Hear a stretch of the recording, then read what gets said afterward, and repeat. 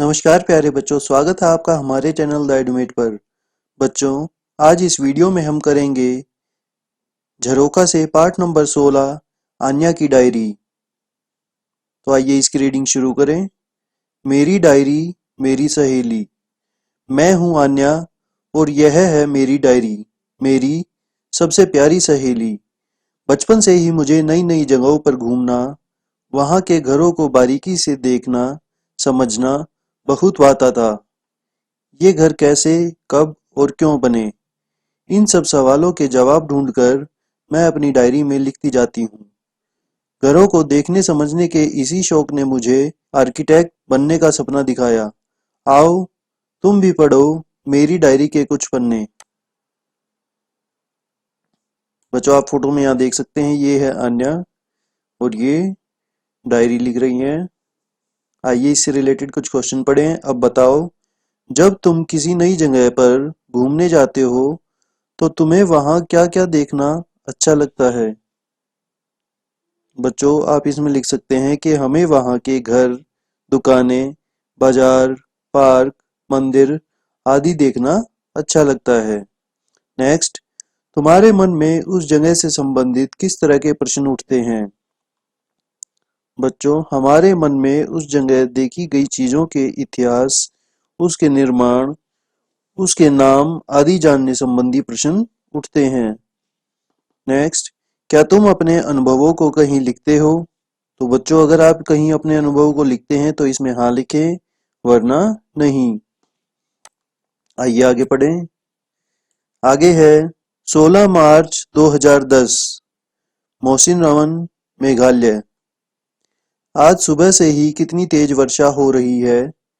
यह तेज हवा की आवाज लगता है मुझे बहरा कर देगी। अब समझ में आया कि यहाँ के घर जमीन से थोड़ा ऊपर क्यों बनाए जाते हैं।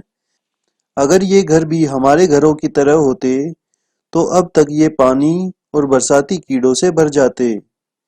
यहाँ के घरों की छतें भी कुछ अलग ही हैं। ऐसा लगता है मानो किसी ने नाव उल्टी करके रख दी हो। वैसे ये छतें बनी तो लकड़ी और बांस से ही हैं, जो यहाँ आसानी से मिल जाते हैं। पूरे घर में बस एक ही पोशाई यानी रोशनदान खिड़की है और आमने सामने हैं दो दरवाजे। शायद तेज हवा, बारिश और भूकंप से बचने के लिए घर के ऊपर घास फूस और बांस की एक और छत बनी हुई दिखती है। तो बच्चों, ये वर्णन है उन घरों का जहां बारिश अधिक होती है। आइए इससे रिलेटेड कुछ क्वेश्चन पढ़ें। पता करो और लिखो। क्या बारिश के मौसम में तुम्हें अपने आसपास कुछ अलग तरह के कीड़े दिखाई देते हैं जो गर्मी या सर्दी में नहीं दिखते। कौन कौन से। तो बच्चों, आपको यहाँ बताना है कि बारिश के मौसम में कौन से कीड़े होते हैं। आप यहाँ लिख सकते हैं केंचुए, पतंगे, पंखों वाले मकोड़े बरसात के मौसम में दिखाई देते हैं। नेक्स्ट, तुम्हारे घर की छत किन चीजों से बनी है। बच्चों, हमारे घर की छत लोहे के सरियों, सीमेंट और कंक्रीट से बनी है। नेक्स्ट, अपने घर की छत व मौसिनराम के घरों की छत की तुलना करो। बच्चों, हमारे घर की छत समतल है तथा मौसिनराम के घरों की छतें ढलान युक्त हैं। नेक्स्ट, अत्यधिक वर्षा वाले क्षेत्रों में घर जमीन से थोड़ा ऊपर क्यों बनाए जाते हैं। अत्यधिक वर्षा वाले क्षेत्रों में घर जमीन से थोड़ा ऊपर इसलिए बनाए जाते हैं ताकि उनमें पानी न घुसे, कीट पतंगे, कीड़े मकोड़े, सांप बिच्छू आदि भी घर में न घुसे। आगे है चर्चा करो। मौसिनराम के घरों में दरवाजे आमने सामने क्यों बनाए जाते होंगे। बच्चों, हमने पढ़ा था कि वहां तेज हवाएं चलती हैं, तो वो दरवाजे इसलिए बनाए जाते हैं ताकि तेज हवा चलने पर वह घर में इकट्ठी होने की बजाय बाहर निकल जाए और घर सुरक्षित रहे। नेक्स्ट, खिड़कियां न होने से क्या फायदा होगा। बच्चों, खिड़कियां न होने से बरसात का पानी अंदर नहीं आएगा। आगे है जून 2011, गांव चीमा, चूरू, राजस्थान। कल शाम के कार्यक्रम में तो बहुत मजा आया। राजस्थान के लोग कितने रंग-बिरंगे कपड़े पहनते हैं। अपने घरों को भी ये इसी तरह से सजाते हैं। मिट्टी व गारे से बनी मोटी दीवारें और उन पर चिपकाए गए आईनों के टुकड़े मानो दीवार पर हीरे चमक रहे हों। इन थोड़े से घरों के अलावा दूर दूर तक बस रेत के टीले ही दिखते हैं। हाँ, कहीं कहीं झाड़ियाँ या नागफनी जरूर दिख जाती हैं। यहाँ गर्मी तो इतनी ज्यादा है कि बाहर थोड़ी देर भी खड़ा होना मुश्किल है, पर घर के अंदर जाते ही ठंड का एहसास होता है। ऐसा शायद इन घरों की खास बनावट के कारण है। यहाँ मेरी बुआ के घर में भूमिगत पानी का एक टांका भी बना है। यह टांका बारिश के पानी को सहेजता है और गर्मियों में घर को ठंडा भी रखता है। तो बच्चों, ये हमने पढ़ा राजस्थान के घरों के बारे में। आइए इसके कुछ क्वेश्चन पढ़ें। अब बताओ, क्या तुम्हारे घर में भी वर्षा का पानी इकट्ठा किया जाता है? यदि हाँ, तो कैसे? तो बच्चों, अगर आपके घरों में इकट्ठा किया जाता है तो हाँ लिखें, इकट्ठा नहीं किया जाता तो नहीं लिखें। नेक्स्ट, गर्मियों में मिट्टी या मटका पानी को कैसे ठंडा रखता है? बच्चों, मिट्टी के घड़े में छोटे छोटे छिद्र होते हैं, उनमें हवा भरी रहती है। यह हवा पानी को ठंडा रखती है। नेक्स्ट, क्या तुम राजस्थान के घरों में बने पानी के भूमिगत टांके और मिट्टी के मटके में कोई समानता देखते हो क्या? बच्चों, दोनों में पानी हवा के माध्यम से रिसता है और ठंडक रहती है। यही इन दोनों में समानता है। आगे है, सोचो और लिखो।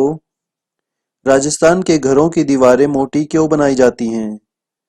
बच्चों, राजस्थान में गर्मी अधिक होती है, इसलिए वहां के घरों की दीवारें मोटी बनाई जाती हैं ताकि वो गर्म होने से बचें।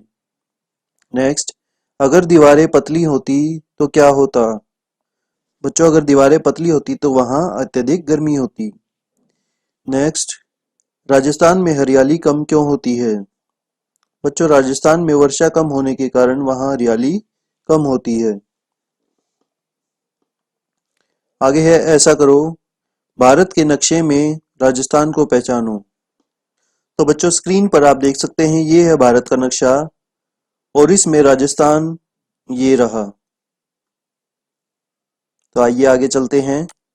आगे है जून 2012, लेह, जम्मू और कश्मीर।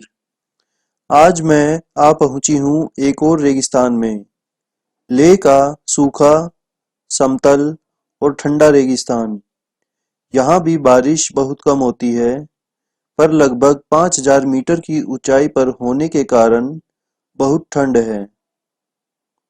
इतनी ऊंचाई के कारण शुरू में सांस लेने में थोड़ी मुश्किल हुई। माँ को तो चक्कर ही आ गए। फिर धीरे धीरे ऐसी हवा में सांस लेने की आदत पड़ गई। यहाँ के ज्यादातर घर दो मंजिला हैं। सभी घर पत्थर, लकड़ी और मिट्टी से बने हुए हैं। मैंने देखा कि घर की निचली मंजिलों पर लोगों ने अपने जानवर बांधे हुए हैं और जरूरी सामान रखा हुआ है। ऊपर की मंजिल पर वे स्वयं रहते हैं। सर्दियों में ये लोग जानवरों के साथ निचली मंजिल पर ही रहते हैं। मोटी दीवारें, लकड़ी के फर्श और छतें यहाँ के लोगों को ठंड से बचाती हैं। लेह के घरों की छतें समतल हैं। इन छतों की एक बात मुझे बहुत अनोखी लगी। लगभग सभी घरों की छतों पर गर्मी की धूप में फल, सब्जियां व उपले सूखने के लिए रखे हैं। इन्हें ये लोग सर्दियों में इस्तेमाल करेंगे जब फल सब्जियां आसानी से नहीं मिलेंगी। तो बच्चों, ये था लेह, जम्मू और कश्मीर के बारे में कि वहाँ घर कैसे होते हैं। आगे है, इससे रिलेटेड कुछ क्वेश्चन, सोचो और लिखो। तुम अपने घर की छत का इस्तेमाल किन किन कामों के लिए करते हो? बच्चों, आप यहाँ लिख सकते हैं कि हम अपनी घर की छत का इस्तेमाल कपड़े सुखाने, मसाला, गेहूं, चावल, पापड़ आदि सुखाने तथा गर्मियों में रात को सोने एवं सर्दियों में धूप सेकने के लिए करते हैं। नेक्स्ट, क्या तुम भी कभी किसी पहाड़ी इलाके में गए हो? यदि हाँ, तो कहाँ? तो बच्चों आप यहाँ लिख सकते हैं कि हाँ, मैं वैष्णो देवी के मंदिर गया हूँ, जो कि एक पहाड़ी इलाका है। क्या तुम्हें वहां पहुंचने में कोई परेशानी हुई? नहीं, साधन उपलब्ध होने के कारण मुझे वहां कोई परेशानी नहीं हुई। आगे है चर्चा करो। अन्य पहाड़ी क्षेत्रों के घरों की तरह लेह के घरों की छतें ढलवां क्यों नहीं बनाई जाती? बच्चों क्योंकि वहां ज्यादा बारिश नहीं होती। दूसरे, वहां के लोग छतों का इस्तेमाल फल सब्जियां व उपले सुखाने के लिए करते हैं।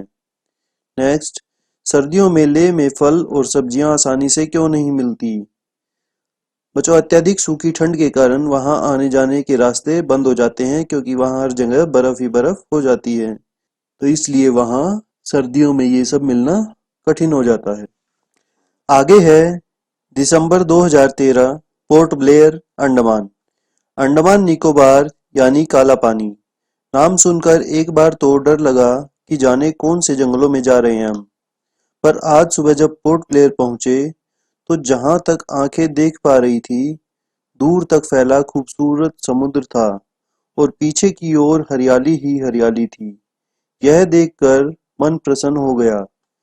घर से चलते समय नाश्ते के लिए बहुत सा सूखा खाना भी पैक किया था। सोचा था पता नहीं वहां खाने के लिए मनपसंद कुछ मिलेगा भी या नहीं, पर यहाँ आकर देखा कि पोर्ट ब्लेयर में दुकानें आधुनिक सामान से भरी थी। देखकर लगा कि अपने ही देश के इस खूबसूरत हिस्से को मैं अभी तक क्यों नहीं देख पाई। पर मेरी मंजिल थी निकोबार का एक अनजाना सा द्वीप, चावड़ा। स्टीमर से चावड़ा जाते समय दोपहर खिल उठी थी। स्टीमर के चावड़ा पहुंचने से पहले ही हमें कतारों में लगे नारियल के अनेक पेड़ दिखने लगे। किनारों से थोड़ा आगे जाने पर सूखी मिट्टी पर बनी थी निकोबारी लोगों की बस्ती। वहां ज्यादातर झोपड़े लंबे चौड़े और दो मंजिला थे। ये समुद्र तट से दूर 5-7 फुट ऊंची लकड़ी की बल्लियों पर बनाए गए थे। सभी झोपड़े सुपारी के पेड़ की लकड़ियों, बांस, नारियलों के पत्तों, बेंत, घास आदि से बने थे। झोपड़ों का गोल आकार व गुंबदाकार छतें इन्हें अनोखा रूप दे रही थी। इन झोपड़ों की एक और विशेषता थी हर घर के नीचे का बरामदानुमा स्थान। यह स्थान पालतू पशु पक्षियों के लिए इस्तेमाल किया जा रहा था। जमीन से झोपड़े के दरवाजे तक जाने के लिए बांस की लंबी सीढ़ी लगी थी। थोड़ी दूर पर आयताकार व अपेक्षाकृत कुछ बड़े घर भी बने थे। ये इस द्वीप के कुछ धनी परिवारों के घर थे। चावड़ा की खूबसूरती देखते देखते शाम हो चली थी। समय था वापस लौटने का। द्वीप के लोगों ने भी झोपड़ों के अंदर जाने के लिए बाहर लगी सीढ़ियां ऊपर खींच ली थी, मानो संकेत दे दिया हो अब शोर न करें, यहाँ के निवासी सो गए हैं। तो बच्चों यहाँ हमने पढ़ा पोर्ट ब्लेयर अंडमान के घरों का वर्णन। आइए आगे चलें। आगे है चर्चा करो। क्या आपने अपने आसपास आर्थिक आधार पर बटे घर देखे हैं? ऐसा क्यों होता है? बच्चों हाँ, ऐसा पैसों की अधिकता और कमी अर्थात आर्थिक असमानता के कारण होता है। नेक्स्ट, घरों के आकार, डिजाइन, निर्माण सामग्री के आधार पर किसी परिवार की आर्थिक स्थिति का अंदाजा लगाया जा सकता है। अवश्य ही घर के आकार, डिजाइन व निर्माण सामग्री के आधार पर किसी परिवार की आर्थिक स्थिति का अंदाजा या अनुमान लगाया जा सकता है। आगे है सोचो और लिखो। तुम्हारे घर को बनाने में लकड़ी का इस्तेमाल कहाँ कहाँ हुआ है? बच्चों हमारे घरों में लकड़ी का इस्तेमाल चौखटे, खिड़की, दरवाजे, अलमारियों आदि में हुआ है। क्या तुम्हारे घर में पशु हैं? यदि हाँ, तो तुम उन्हें कहाँ रखते हो? तो बच्चों इसमें आप अपने अनुसार उत्तर दे सकते हैं कि आपके घरों में पशु हैं या नहीं। अगर हैं तो उन्हें कहाँ रखते हैं। नेक्स्ट, तुमने पढ़ा कि निकोबार के लोग सांकेतिक रूप में रात को सीढ़ियां ऊपर खींच लेते हैं। तुम ऐसा संकेत कैसे देते हो? बच्चों, हम अपने घर की बत्तियां बुझाकर ऐसा संकेत देते हैं। आइए आगे पढ़ें। अलग अलग स्थानों पर बने ये कई तरह के घर हमें बहुत सी बातें बताते हैं। सबसे जरूरी बात, घर या बसेरा लोगों की जरूरत और मौसम के अनुसार ही बनाया जाता है। मकान बनाने में लोग उन्हीं चीजों का प्रयोग करते हैं जो उन्हें आसानी से आसपास ही मिल जाती है। मकान का छोटा या बड़ा होना हमारी आर्थिक स्थिति और इच्छा पर निर्भर करता है। पर यदि किसी के पास जमा पूंजी हो ही नहीं, तो मकान बनाना संभव नहीं हो पाता। शायद इसलिए कुछ लोग फुटपाथ या सड़कों पर भी रहते हैं। आगे है पता करो और लिखो। सड़क के किनारे रहने वाले लोगों के बारे में पता करो। क्या उनके रहने के स्थान के आसपास शौचालय है? तो बच्चों, जो सड़क पर रहते हैं उनके आसपास शौचालय नहीं होते, वे प्राय खुले में ही शौच करते हैं। नेक्स्ट, क्या उनके पास मनोरंजन के साधन हैं? बच्चों, उनके पास मनोरंजन के साधन नहीं के बराबर होते हैं। वे खाना कहाँ बनाते हैं? वे अपना खाना खुले में बनाते हैं। तुम्हारे अनुसार उनका जीवन सुरक्षित है या असुरक्षित, क्यों? बच्चों, उनका जीवन असुरक्षित है। साधनों के अभाव में वे हर मौसम में असुरक्षित हैं। सरकार द्वारा बेघर लोगों के लिए रैन बसेरों की व्यवस्था की जाती है, जिनमें सारी जरूरी सुविधाएं दी जाती हैं। पता लगाओ तुम्हारे आसपास रैन बसेरा कहाँ है। बच्चों, आप यहाँ लिख सकते हैं कि रैन बसेरे रेलवे स्टेशन या बस स्टैंड के पास हैं। नेक्स्ट, क्या लोग रैन बसेरों का उपयोग कर पा रहे हैं? तो इसमें आप लिख सकते हैं हाँ। यदि तुम थोड़ा और सोचोगे तो जानोगे कि उपलब्ध जमीन के आधार पर भी मकान छोटे या बड़े हो सकते हैं। इसलिए प्राय गांवों के मकान बड़े और शहरों के छोटे होते हैं। दिल्ली, मुंबई, कोलकाता, चेन्नई जैसे महानगरों में तो उपलब्ध जमीन और भी कम होती है। इसलिए वहां ज्यादातर बहुमंजिली इमारतें बनाई जाती हैं। एक आखिरी बात, घर कैसा भी हो, छोटा या बड़ा, कच्चा या पक्का, अपना घर सभी को बहुत प्यारा होता है। आपको भी अपना घर अच्छा लगता होगा ना? आगे है, आओ ये भी करें। मिलान करो। लकड़ी की बल्लियों पर बने घर। बच्चों, अभी हमने यहाँ अलग अलग तरह के घर पढ़े थे, तो हमें इनको आपस में मिलान करना है कि किस तरह का घर किस लिए बनाया गया है। तो पहला है लकड़ी की बल्लियों पर बने घर। वो घर किस लिए होते हैं? वो घर होते हैं अधिक वर्षा वाले क्षेत्रों में। तो यहाँ आएगा अधिक वर्षा वाले क्षेत्र। इसके साथ इसको हम मिलान करेंगे। नेक्स्ट, मिट्टी की मोटी दीवारें। ऐसा होता है गर्मी से बचाव के लिए। तो गर्मी से बचाव के लिए। नेक्स्ट, लकड़ी से बना फर्श। ऐसे घर होते हैं सर्दी से बचाव के लिए। तो यहाँ सर्दी से बचाव के लिए। नेक्स्ट, भूमिगत टांका। भूमिगत टांका हमने पढ़ा था, वो थे वर्षा का पानी सहेजने के लिए। वर्षा का पानी सहेजने के लिए। नेक्स्ट, आमने सामने स्थित दरवाजे। आमने सामने स्थित दरवाजे थे हवा के आवागमन के लिए। आइए आगे चलें। आगे है, भारत का राजनीतिक मानचित्र अपनी कॉपी में चिपकाओ। जिन स्थानों के घरों के बारे में तुमने पाठ में पढ़ा है उन्हें इस मानचित्र में दर्शाओ।